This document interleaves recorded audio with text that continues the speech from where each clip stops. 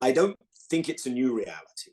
I think it's a reality that was there, is still there, and is perhaps more transparent, more openly in people's faces, that we've gone through what we've gone through, that the Palestinians in Gaza have had this visited upon them by Israel. The numbers are horrific. The civilian casualties, the children, the conditions of living, the extent of destruction, the humanitarian crisis that this has now caused. But that has happened openly. You know, Israeli media is not covering this. International media is perhaps taking, in many instances, a rather jaundiced, non-inclusive view of it. You have journalists on the Israeli side from Western media, sometimes embedded with the Israeli military, but not covering the civilian situation in Gaza. Nevertheless, it's there for everyone to see. It is now in front of the highest court in the world, the International Court of Justice. And yet, what you have is an international system, an international structure in which you see the inadequacy, the collapse of the UN Security Council. Not something new, but you see it in this instance with the US making sure that anything meaningful is vetoed. You see the fact that the International Court of Justice, who those same Western powers have just gone to on the issue of Ukraine, Russia, have gone to in the past, in recent years, on Syria, you know, responded after the Gambia, interestingly enough, took the case of Myanmar and the Rohingya. And it has made a devastating ruling vis-a-vis what Israel is doing, and will continue to have hearings over the plausibility of the crime of genocide being committed. It has called for these provisional measures, and yet you see the response by the US, by the UK, by Germany, by other Western powers. And it is very hard not to draw the conclusion that Palestinians, and not just Palestinians, are a people deserving of one set of rights, and Israelis here in the bosom of being Westerners are accorded another set of rights. Because while this has been going on, the US has continued not just to adhere to a narrative which opposes a ceasefire, which refuses to accord equal humanity to Israelis and Palestinians, but the US has also continued to provide weapons, to provide bombs, these 2,000-pound bombs, the horrendous destruction, bombs that the US themselves were circumspect about using in their wars, even in the wars in the region. They have provided these weapons. And so I think it's not breaking news that there's a double standard. But to live through week after week of this, I think has forced this into people's faces. And I think in many spaces, in what is loosely and not the best terminology called the Global South, I think this has come home to roost. And in Western society, I think many people have said, this is just not okay. And I think many people in the world now see the circumstances of injustice in which they live, whether that's the racism, the rampant inequality in Western societies, or whether that's global divides. People see in the injustice in being visited on Palestinians and the way it is dealt with, they see the injustice in their own life. And I think that's, you have Palestine and then you have global Palestine.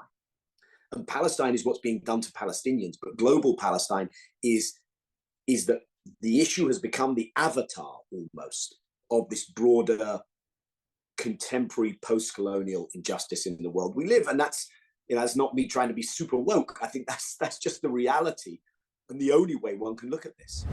Some people have commented, and it's a remarkable thing, that this may well be the first time that there is the plausible case that genocide is being committed, where this is being documented and proudly promoted by those carrying out these actions. and that was one of the remarkable things amongst many remarkable things actually that were in that case, that South Africa, and let's just note and pause for a moment, South Africa, not a state in the Arab League, not one of the regional states, not a state in the Organization of the Islamic Conference, but a state that lived through apartheid, a state that there are things in the South African government which undoubtedly South Africans will look on and what has happened post-apartheid. But here it was, that from that moral high ground of that struggle. So South Africa brings that case. And it wasn't like they had to excavate, we've got to find this evidence. Where are we going to find it? There it was, being put out from the Israeli president down, who gets quoted in the ruling put forward by the court on the provisional measures. So that's the first thing that just to acknowledge. Now, there's this other thing that we are often quite loose in our language, and it's okay. But in this case, it's how dare you accuse this one country. And that is where, if I can just very briefly get a bit parochial here, I think you've seen that there have been many people who've expressed solidarity, who've protested. Some of those most vocal protests, and I'll state a moment of pride here, have come from within the Jewish communities. And for many of us, because I count myself amongst that never again, that universalist lesson of history screams to the high heavens. And the defense that was made by Israel and its supporters was, you can't use this against the people who were genocided. The Jewish state is immune from the accusation, even. Is immune from being judged by the same standards. And I don't want that. The accusation is often made in the West that Israel is held to an exceptional standard. The truth is, Israel is trying to be held to an exceptionally low standard. That Israel can get away with something that no one else could get away with. And this is the attempt to push back and say, rather than address what Israel is doing, which of course is a conversation that Israel and its defenders does not want to have, let's address the outrageous use of such terminology. And that is an unacceptable way to conduct international discourse. Of course, it doesn't exist in international law. If the crime is considered to plausibly be committed by the state that happens to call itself the Jewish state, then it's just as culpable in the eyes of international law. So I think, by the way, that's one of the reasons you've seen the extent of the pain, the extent of the outrage at Grand Central Station in New York when Jewish Voices for Peace conducted that Occupy moment. The extent of that particular pain, and I'm not creating hierarchies of who's feeling more pain, the people in Gaza or the people who are living with the horror day in, day out, is because it feels so indefensible that attempt to close down this conversation should be happening. Now, Germany is a particular case, which maybe we won't go into too further, but Germany it has gone from trying to cleanse its own historical wrongs by trying to do right by the Jewish people to then by trying to do right by Israel, which it sees as the collective Jew, in a kind of weird twist on anti-Semitism itself. We are Jewish communities who exist independently, existed for thousands of years before Israel came along. One hopes will exist whatever happens to the future of that country. We care about Jewish Israelis just as we care about others, but we don't hold this state, this regime on a pedestal as somehow being the ultimate expression of Jewish life, which it most certainly isn't. But in Germany, it's now gotten to a point where you cleanse your historical wrong by engaging in a whole new racism against Palestinians, against Arab and Muslim immigrants in Germany. And the one last thing I'd say on this is I think it is so dangerous that the Israeli leadership, in their incitement to genocide and in the images that we see coming out, are using their own form of religious fundamentalist jihadi language. I think tectonic plates are shifting, and I too look at this and constantly, when is this going to play out in actual policy? When is power going to be something that the side that are trying to change this impunity, generate accountability, when are we actually going to see that? Now, for now at least, the way I'm seeing this is through a couple of different points of entry. One is Western democracy is really quite broken and dysfunctional.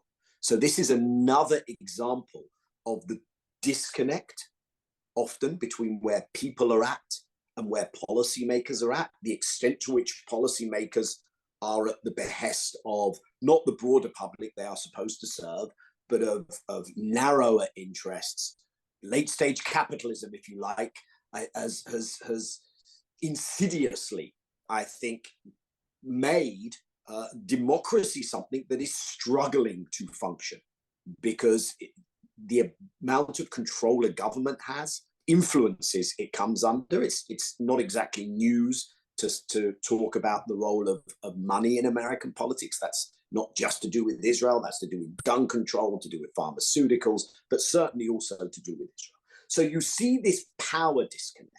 One of the ways I've tried to think about it is Congress versus campus. So the more campus as a universities, but also just as a catchword for public mobilization, the more that mobilization feels disempowered, feels that it is totally unrepresented in a Congress that does not speak to what so many in America would like to see.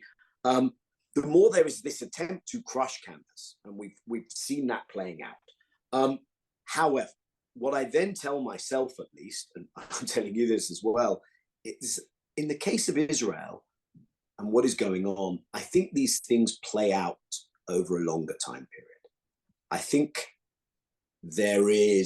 we are in an unraveling. It could be halted, it could be slowed down. Right now it's accelerated by virtue of what Israel is doing, by virtue of Israeli overreach and hubris, which is partly how October 7th happened.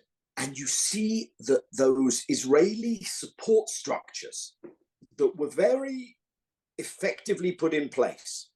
So when the ICJ case goes forward, the Israelis say it's a blood libel, it's anti-Semitism. And they think they've shut up the debate, but no, it wasn't enough to shut that up.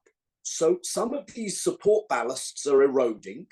And I think within Israel, you see some decomposition within the effectiveness of the state. I think you've seen that on the battlefield. I think you've seen that in the extremism of the language used.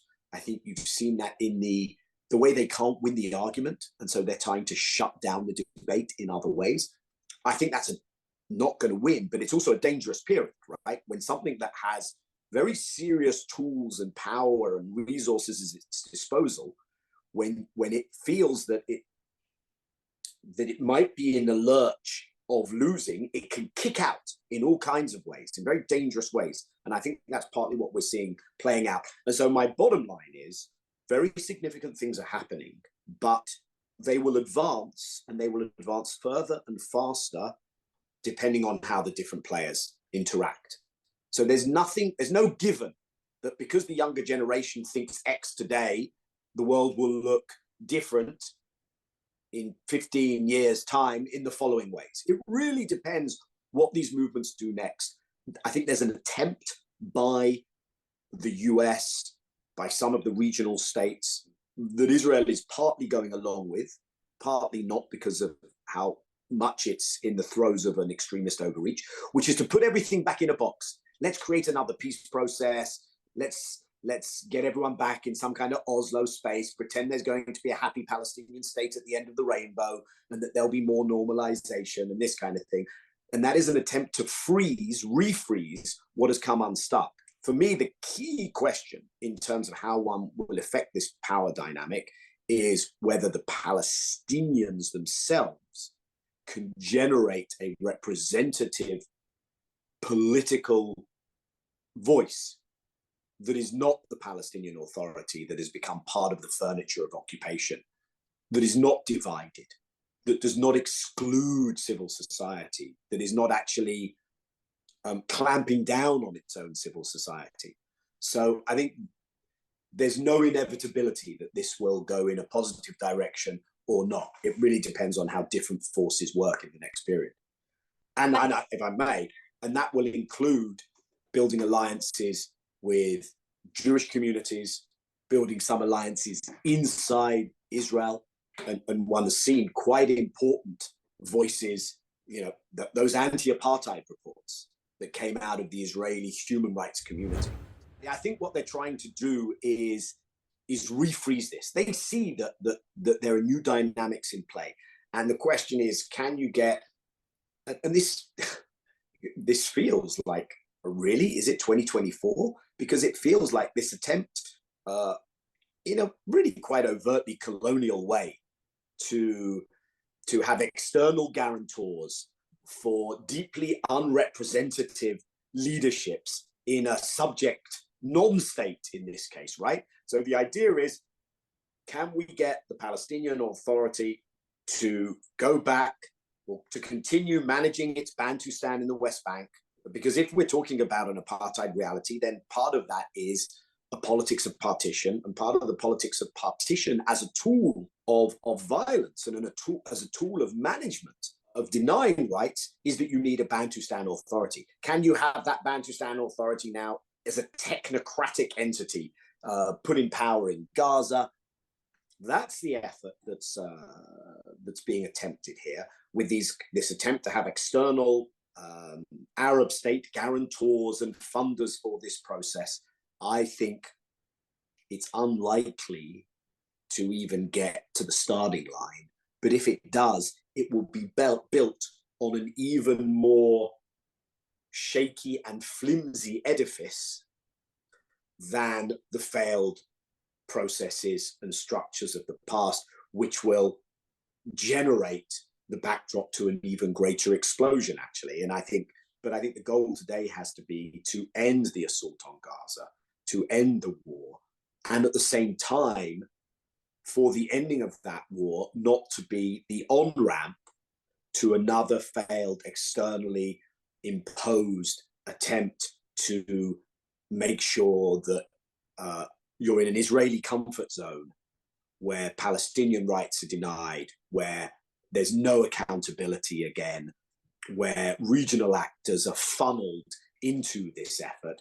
And as I've said consistently through this, not only will Palestinians not know their rights, freedom, and security, but Israel will not be secure. And the region was being told by certain external actors for an awfully long time, move on, forget the Palestinians, it doesn't matter, we've got more. And I think one has seen the iconic status of this issue, because also the attempt to repress the issue and remove it from the public domain has so thoroughly failed, and has been built on a premise of such great injustice and dehumanization. And that's how we got to this place.